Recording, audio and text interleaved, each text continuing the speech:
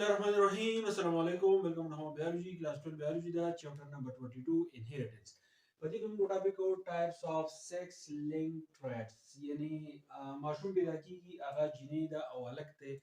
Agha the chromosome पे बेस पानी कम जी XY chromosome दी और XX क्रोमोसोम दी नो दे सरा तड़ली कम traits चीदी आया आगा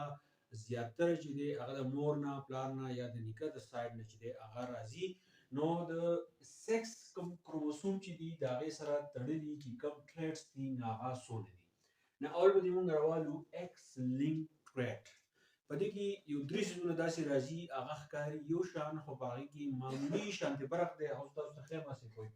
اول زموږ سره په دې کې X linked trait دی د هغې نه علاوه په دې کې بیا چې دی sex linked trait دی او د دې نه علاوه په کې بیا زه تاسو ته X linked gene ویم هسې کوئ یو زما سره X linked trait دی بل زما سره چې دی sex linked trait دی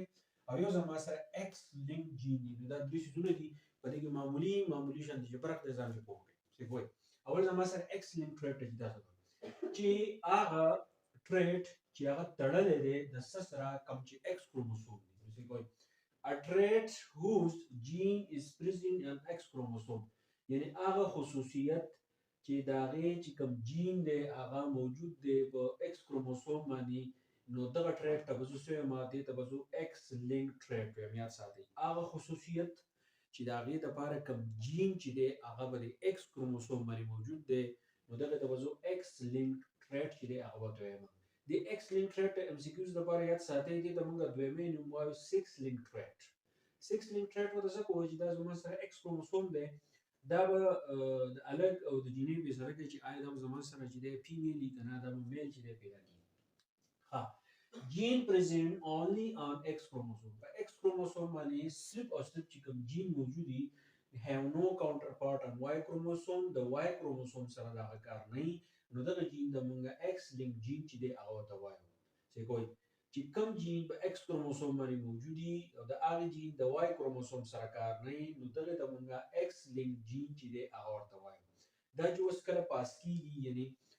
بل جنریشن چې دا پاس کیږي د دې یو خاص پیټرن دی څه کوي son inherit only X chromosome from his mother پرس که د ماشوم کې پیدا کیږي دا son مطلب دا الکی نو دته به X chromosome چې دا به صرف د چا نه راځي دا به د مدر نه راځي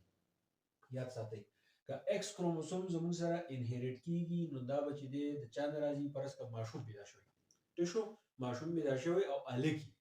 نو د X کروموسوم چې دی هغه د چا نه راغلی هغه د مدر نه راغلی ځکه چې زموږ سره چې کوم میل دی نو هغه زموږ سره XY دی ټیک شو نو دا Y چې راځي نو دا زموږ سره د پلار ځای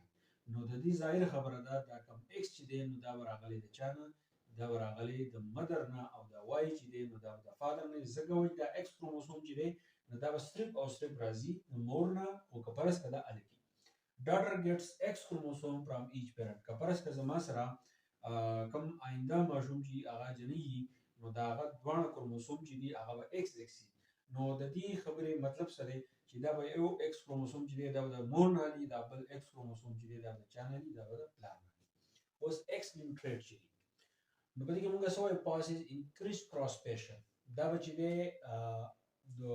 X کروموسوم سره تړلي کوم traits چې دي دا چې بل جنریشن ته پاس کیږي نو په دې کې یو سټیپ پاتې کیږي ټوپ وایي څنګه ټوپ وایي وګورئ کې passes in criss-cross-fashion دغه وایي زموږ سره میټرنل ګرینډ فادر دی د مور د طرفه چې کوم نیکه دی نو هغه به موږ نوم ورکړو P1 چې دا پیرنټل جنریشن دی ټیک شو نو دا میټرنل ګرینډ فادر چې دی نو دا به د خپل لور په ذریعه باندې چې دی